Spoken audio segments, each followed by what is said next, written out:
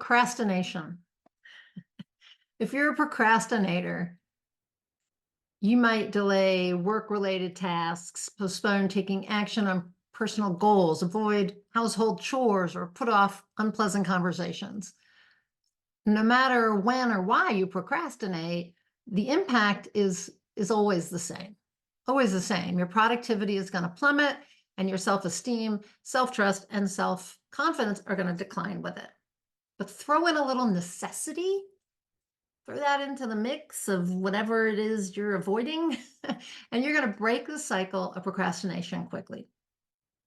Now, necessity is defined as the state or fact of being required or indispensable. You feel necessity when you must or need to do something.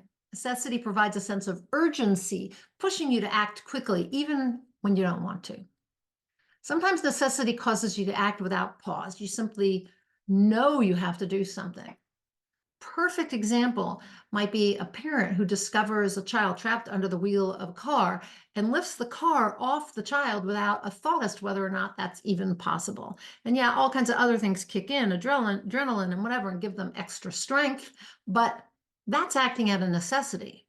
Now, you could also consider deadlines. I always say deadlines are my friend because they have necessity to them and they cause me to get things done.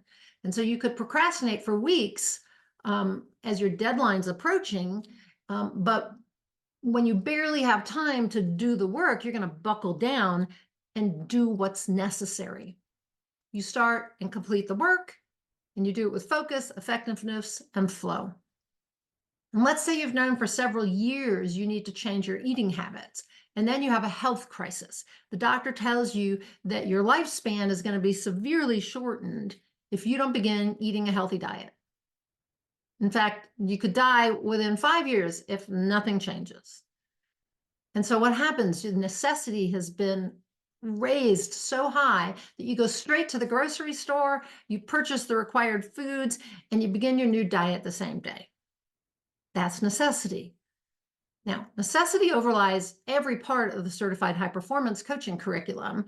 And I believe that, it's one of the main ingredients to change and transformation. And research has shown that raising necessity drives action and results. And the most successful people in the world, the high performers, intentionally raise their necessity level for this reason.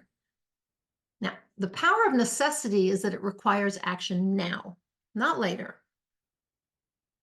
And so necessity provides a really powerful motivator.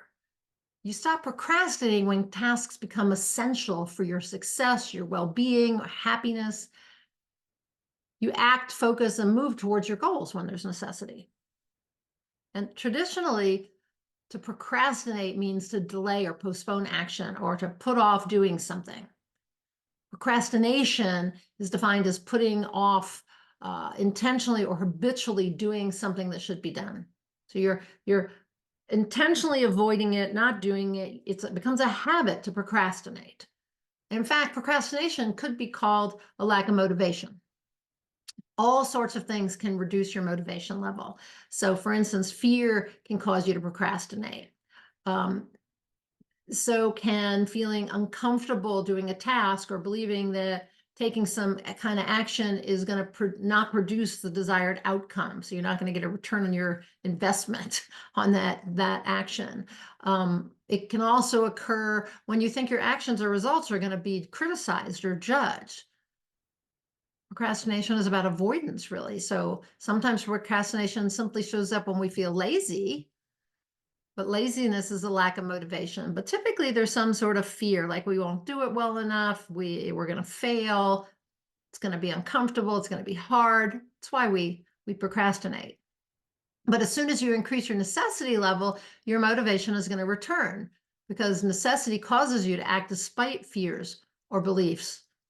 So you're just going to do it anyway, as Nike would say. You just go do it. Now, necessity increases when you fear the consequence of procrastination. So when you're afraid of the consequences of your procrastination, putting off what needs to get done, your necessity begins to increase. because you might avoid consequences, right? You want to avoid the consequences, but eventually those consequences are going to motivate you to take action.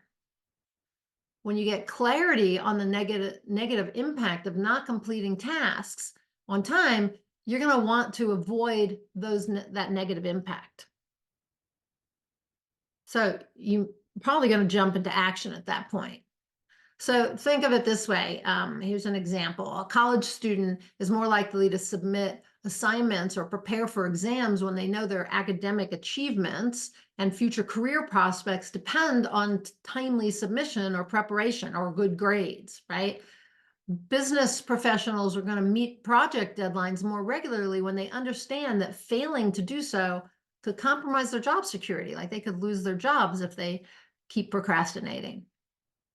Understanding the potential negative consequences of procrastination creates a sense of urgency, and that encourages you to overcome avoidance and accelerate your efforts to complete tasks. Now, on the other hand, we had negative consequences on one hand. On the other hand, we have benefits, and focusing on the benefits of getting something done helps you increase necessity and reduce procrastination. Common result of positive reinforcement, right? You become more motivated. Now, for instance, if you know that taking fast action on a task is going to result in a promotion or a bonus or a raise at work, you're probably going to act promptly rather than procrastinate. Back to the students. They might finish their academic workload quickly so that they can relax and enjoy an approaching school break. If they want to go on spring break out to Florida, they want to get their work done before they go. So that benefit of the break, of spring break, is and not having to worry about work during that time is going to motivate them to stop procrastinating. Entrepreneurs might dive into work on business ventures knowing that they're going to have financial gains, right? By bringing a product to market before the competition does or whatever, that's going to motivate them. They're going to not procrastinate. And I'm sure you can look at your own life for proof that attractive outcomes, benefits, provide motivation and override procrastination. So now let's talk about identity, one of my favorite topics. Your identity plays a role in whether or not you feel a high degree of necessity and don't procrastinate. So do you say things like, I'm someone who procrastinates? Or do you say, I'm someone who feels it's necessary to take quick action towards my goals? These are ways of being or identities. I am someone.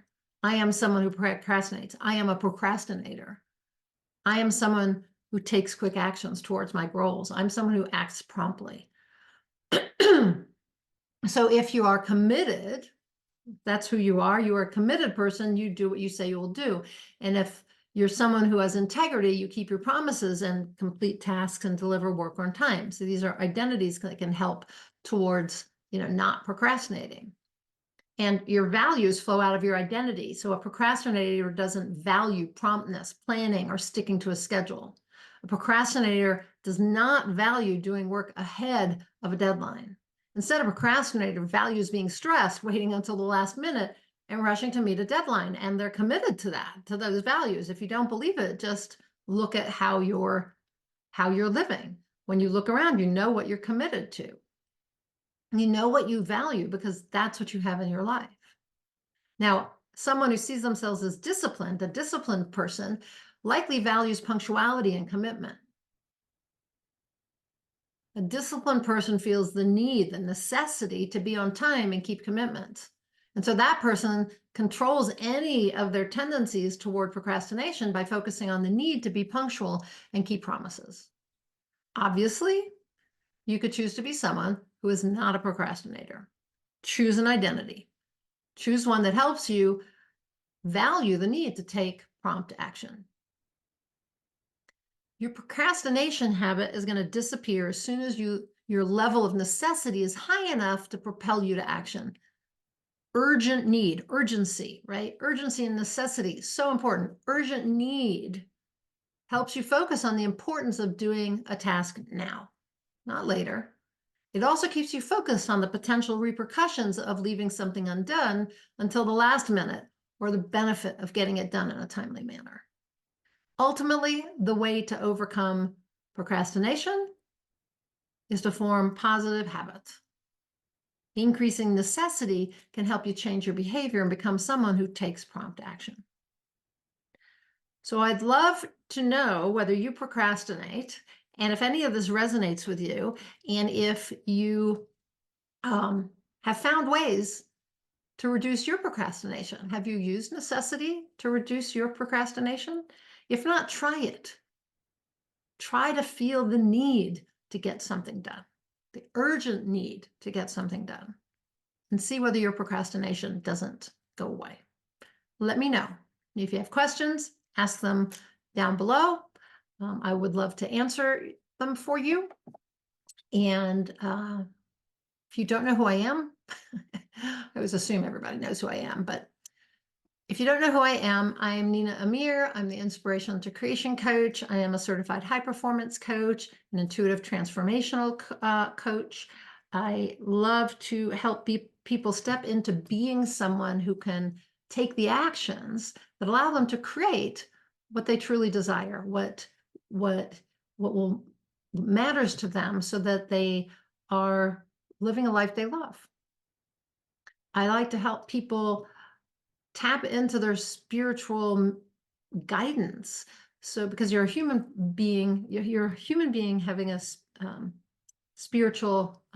you're a spiritual being having a human physical experience. Let me get that right.